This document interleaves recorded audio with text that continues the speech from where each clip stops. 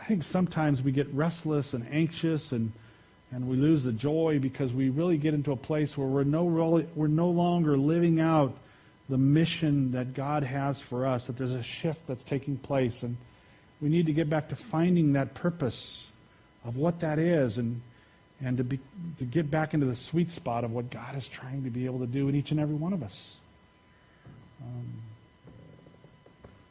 And for us, and when you're living out life, it's asking you, am I living God's plan? Does my life have purpose? Is it making a difference? And again, I don't want to make it in some grandiose way that of curing cancer. I'm saying, am I living my life transparent enough to where my neighbor sees it and they might come to me and share, or maybe I see an opportunity to enter into someone else's life.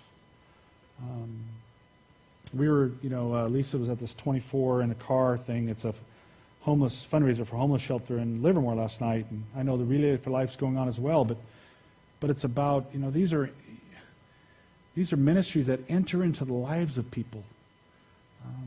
To hear their stories, they had a girl, a 10-year-old girl, sharing about living in a car, what it's like, and hearing their story and realizing there were people, and even they say that care enough. One of the speakers had talked about even this fundraiser. They had shared it with a small group of women who had been home. They asked, how many have been homeless? They were going to do this, live in a car for 24 hours. And they were just curious in their small group, how many of you live in a car? Everybody raised their hand. It surprised them. How many had raised their hand? One of the comments the person said is, I cannot believe that you're willing to go live in a car for 24 hours to know what we have gone through. I mean, it touched them to see that you cared enough, these people cared enough to experience that. I want to experience what you experienced so I can share in that experience and help, and God can use that along the way. I mean, that's taking your life and entering in to a place that Jesus is and experiencing it in a purposeful meaning to that God uses in amazing ways. They shared this story, and I should have read it before I came here. Lisa had it, and I forgot to look at it, but they had this ministry where you would take a rock. They had a bunch of these river rocks as you're there. And you would just paint a little sign, God loves you, God cares for you, God is present, look up, God is there. There was a bunch of neat little sayings and stuff. Well, this all started from a youth group that did this ministry, and they went around the East Bay area, and they just distributed these rocks, around town. Throw them on the ground, put them wherever. They're just, everywhere there's a rock. And it had this little story. Well, anyway, what started this ministry was a woman was going to commit suicide and was going, I thought she was going to go on a bridge, you can correct me, or something like that. And along the way, she sees this rock with some etching on it. And so she picks the rock up, and it said something to the effect that God loves you, or God sees you, or cares for you. And her comment was, it was enough for her to think, decide not to end her life, and to go find someone, a church or someone who could talk to her about God. And so she goes and she sits down with this pastor, and as she's telling her story, this pastor's crying like a baby, and she's thinking, okay, now what do I do? Well, this pastor says, I know the youth group that did that. And he immediately sees how God used some rock sitting on the ground in the middle of Timbuktu somewhere to touch the life of a woman about to take her life and give her a choice of doing something else. I mean, that's purposeful living, where you're a part of something where you didn't run in there and see her, but you saw God use something you did in the slightest way to make a difference. And as a result, she ended up hearing about Shepherd's Gate, where Lisa works, and got into a place where they helped, restore her and correct her, or help re-strengthen her and stuff. And that's the purposes of God. And sometimes God redirects us in life enough to where we get to be a part of that. And I couldn't imagine what it would like to be in the group that did those things and hear that story and think, man, I thought I was just painting a stupid rock. And yet God used that. That's what life's about. We can go out and succeed in amazing things, and at the end of the time thinking all we did was dump a bunch of money and spend and live life and not realize how much God can use us to make a difference. And that's what it's about. It's realizing. And so when you see when you're seeking God's redirection, a part of it is understanding God is not redirecting you, saying, Mark, how can I make your life better so you can retire at 40? God is redirecting and saying, how can I make your life even better that so you make a difference and so that you're a part of something greater, something kingdom-minded. And so ask yourself, if you're wondering if God's redirecting you, is what he's redirecting you, whether it's forgiveness or a change of mind, is all this a part of some plan to be much more purpose-driven in the way that I live my life? Heartland has been, I'm wrapping up, Heartland has been in existence for over 12 years now. For those who maybe haven't been around that long.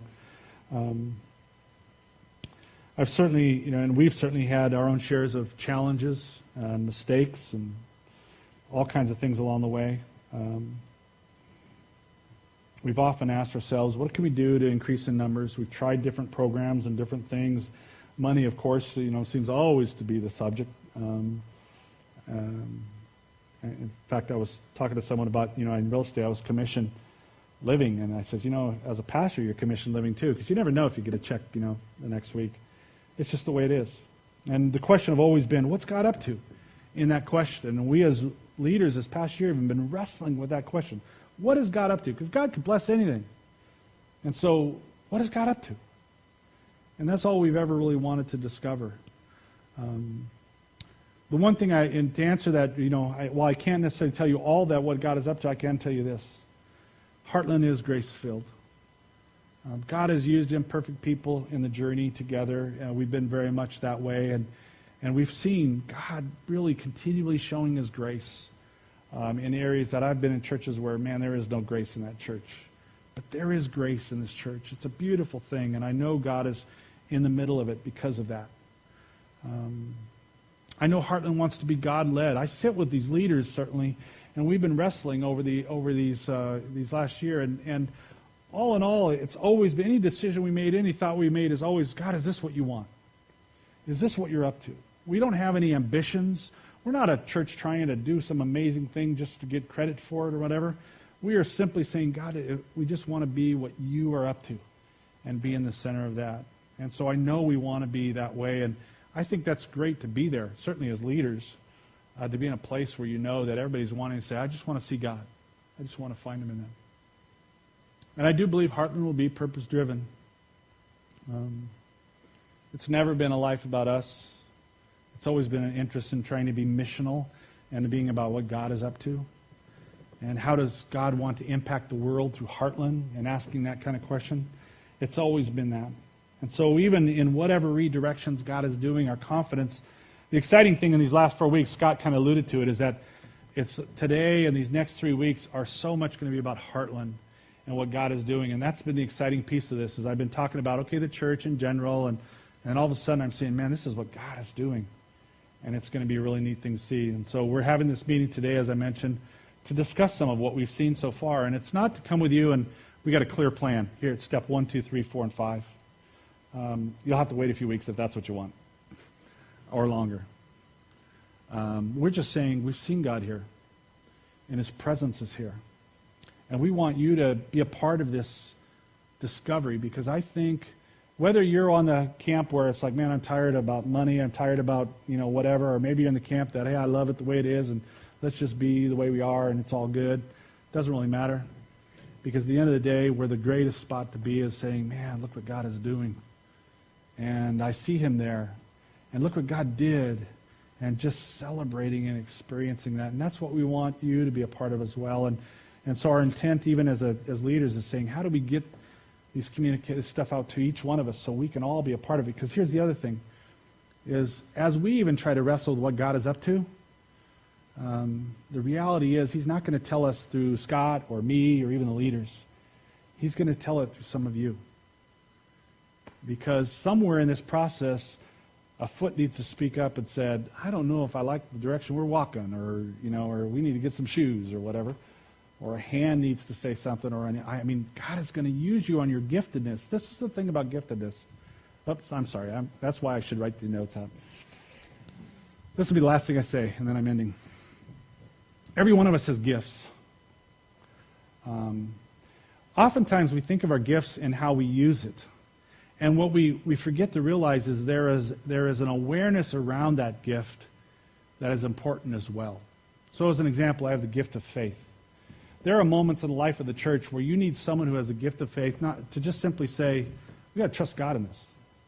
And the rest of the people in the room who don't have that gift, they didn't think of that, because that's not in their gift mix. And you can use that in hospitality, where someone sits there with hospitality and says, we ought to throw a party. Where the rest of the room are thinking, party's the last thing I'm thinking of.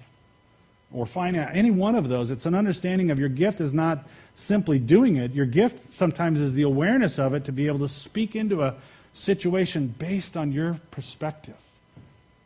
That's the beauty of the church, watching God use not a handful of people, but the whole church to accomplish some amazing things for the kingdom. I love in ending this in Saul and Ananias, that God just doesn't reveal too much. He just says, look, here's where we're going. But in the middle of it, God uses them immediately. I read on in that passage there, Saul, because as soon as Saul gets eyesight, he doesn't say, oh, I need to sign up for a seminary, so I can understand, all this stuff you guys have been clamoring about all this time and stuff like that. He just simply goes out, and right away it says he's out preaching the gospel. What's he telling them? I bet you in this conversation he's saying, you guys remember me? I'm the one who goes around and kills you guys all, and I arrest you guys. Relax. Don't worry, I'm not after you. Come on back.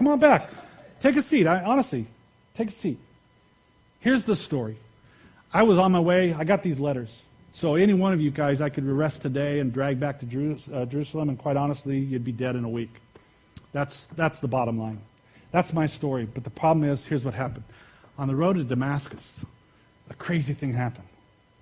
The Jesus you guys talk about, he showed up. It was the craziest thing. He just talks to me. And he just tells me, and I'm so blown away, I don't even know what to say. And all he says to me is that, okay, go over here and wait. That's all he said. No one else could see him. I just saw him, and then I'm blind. I don't understand. They got to lead me. All I can do is I can't see anything. I can't plan anything. All I can do is think about what he said in my head over and over and over again, and realizing. And then I'm playing in my head because I can't see that. What did I do? Think of all the people. Stephen, I just stoned. I was holding the coat. All these things I was doing against him, and I'm just blown away by. Man, I am so unqualified. I'm surprised Jesus didn't strike me dead in that moment. Instead, what does he do? He says, I'm going to use you. And so I'm here to tell you people that Jesus is alive, that none of you are beyond being used by God, because look at me. Any one of you would say, I'm better than Saul. And yet Jesus came to me and said, but you can make a difference if you allow me to use you. If you follow me where I want to take you, if you let your life become more purposeful in what you do, that you can truly be used to make a difference, and the world be reconciled through what I do through you. We can all do that. God's saying, man, Saul was a tough one. You guys are a piece of cake. As long as you get out of your way of yourself. The beauty of Saul is that he knew how bad he was. It was all grace to him. For a lot of us, we kind of like saying, oh yeah, God, I can help you. I got this. You're right, I am pretty good at that. I think we can nail this. Yeah, you need a guy in administration. You need some forms made. God, I can nail some forms. God, don't worry about it. I got the forms. I'm excellent at that, God. And immediately we stop thinking about God and we think about ourselves. My question is, what is God showing you today? How is he redirecting you? Where can you say, this is all God, and just follow him?